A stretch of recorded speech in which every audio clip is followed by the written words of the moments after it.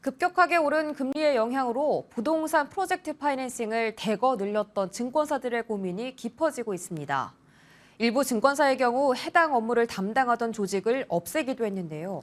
부동산 호황기에 PF 인력을 대거 늘렸던 중소형 증권사는 인력 감축이 불가피하다는 전망입니다. 보도에 김혜수 기자입니다.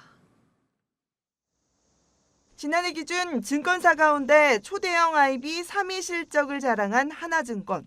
특히 이 가운데 부동산 프로젝트 파이낸싱, PF를 대거 늘린 게 효자 노릇을 톡톡히 했습니다.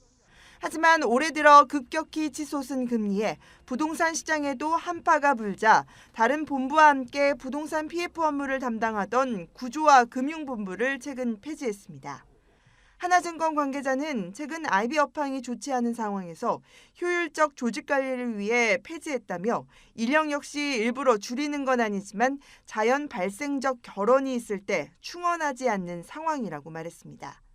실제 국내 증권사들이 부동산 PF에 채무 보증을 선 규모를 뜻하는 PF 유동화증권 신용보강 금액은 올해 3분기 약 3조 8천억 원으로 지난 2분기에 비해 56%, 1년 전에 비해선 50% 감소했습니다.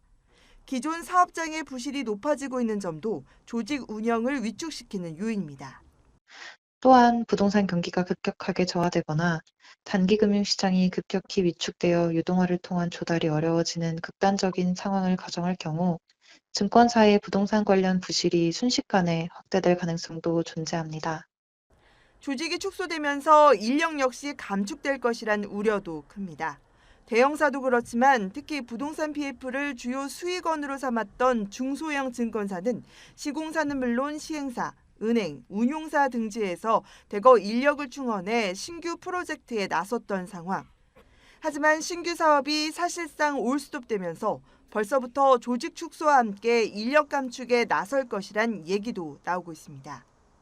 IB 업계의 한 관계자는 업황이 좋지 않다고 인력을 강제로 감축할 수 있는 건 아니다라면서도 다만 IB 인력의 경우 대부분 계약직으로 뽑기 때문에 조직이 축소되면 자연스럽게 인원이 줄어들 수밖에 없을 것이라고 전했습니다.